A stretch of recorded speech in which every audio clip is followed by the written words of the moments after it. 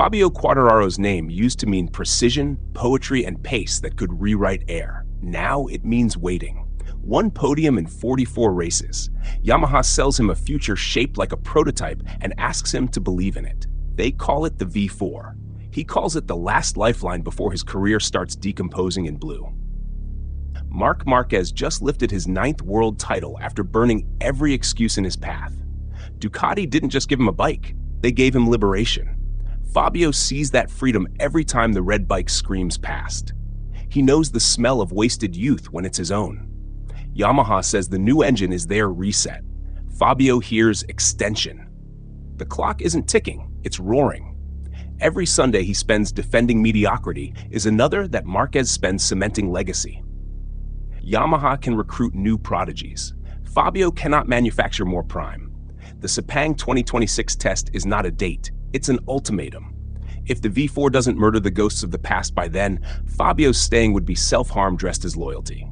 Once, Yamaha built art. They didn't race, they performed. Rossi's years, Lorenzo's precision, even early Fabio, all fluidity, no muscle.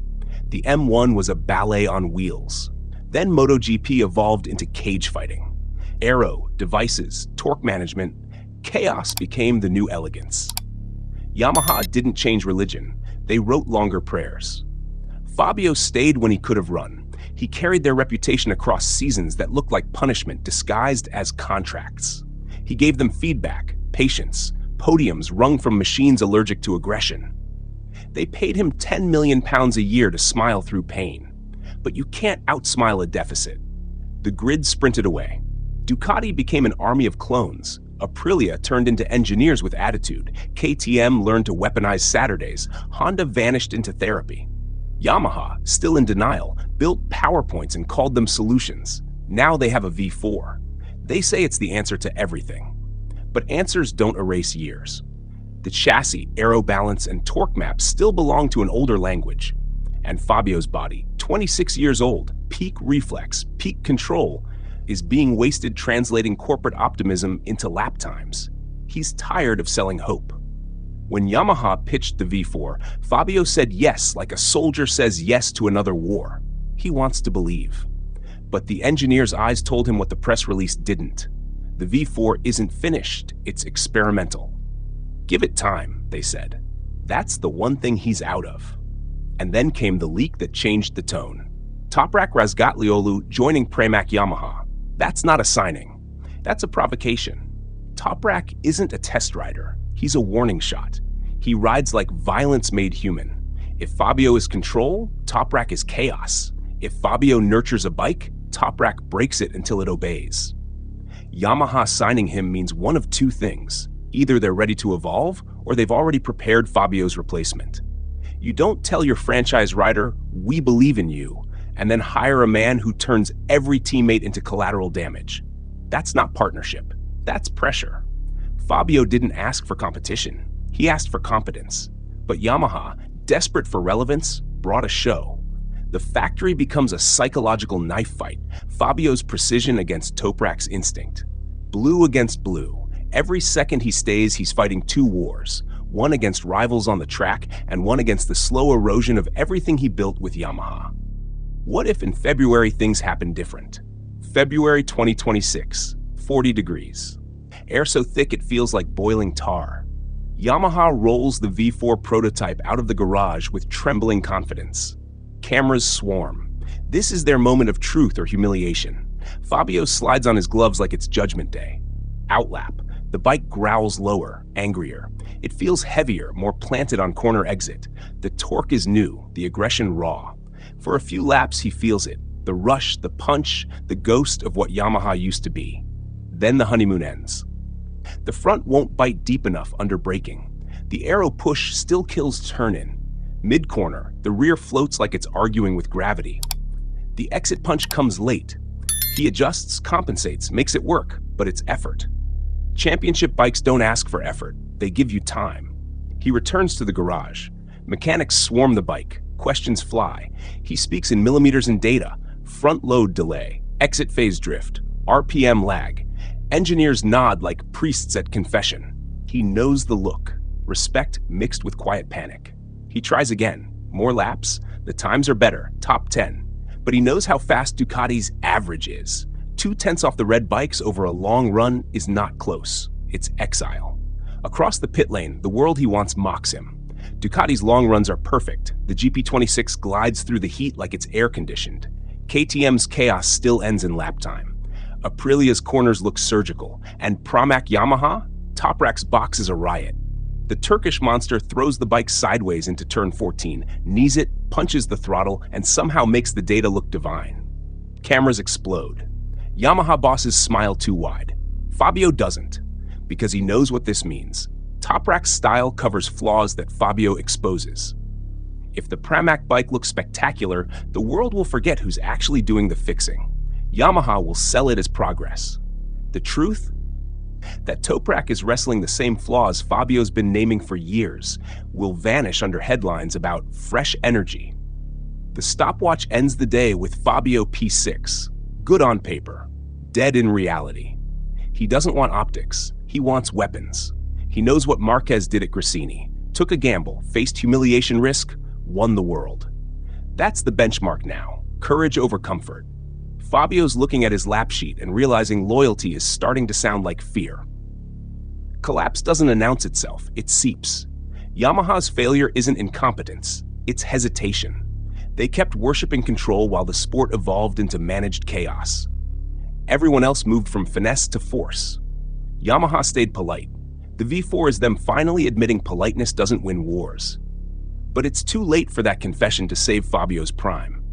Every great rider has a window where speed, discipline, and instinct align. It's short. Márquez used his to stack titles. Lorenzo used his to build precision empires. Rossi stretched his until physics begged for mercy. Fabio's window is now, and he's wasting it waiting for a manufacturer to remember what aggression feels like. One Grand Prix podium since 2023 isn't misfortune, it's malpractice. He's given Yamaha patience. They've paid him loyalty speeches, but no amount of money rewinds reflex. You can buy data, not youth. Every lap behind a Ducati is a reminder that the problem isn't Fabio's throttle hand. It's Yamaha's denial. They believed they could engineer their way back while others reinvented the sport. They're chasing a culture, not a component. Toprak's arrival makes the wound bleed faster. He's not here to be patient. He's here to turn Yamaha's garage into an earthquake. When he beats factory bikes on a satellite one, headlines won't say Razgatlioglu overperformed. They'll say Quartararo underdelivered. That's how public perception works. Cruel, lazy, definitive. Fabio's strength has always been control, never losing his cool, never blaming. But inside, that composure is cracking. Because control without results is just restraint. He remembers 2021, the title, the joy, the belief that Yamaha could keep him flying. Now he looks at his own career graph and it feels like a slow funeral. And somewhere, Ducati's engineers are watching, smiling quietly. They know what it feels like when brilliance gets bored. They can see the same patterns that once drove Márquez away from Honda forming in blue. Fabio's not dumb. He knows leaving is risky. The 2027 regulations could reshuffle everything. Yamaha could miraculously hit gold just when he walks. But staying for what if is how riders become history lessons. The truth is simple. If Yamaha's V4 doesn't scare Ducati in February, it never will.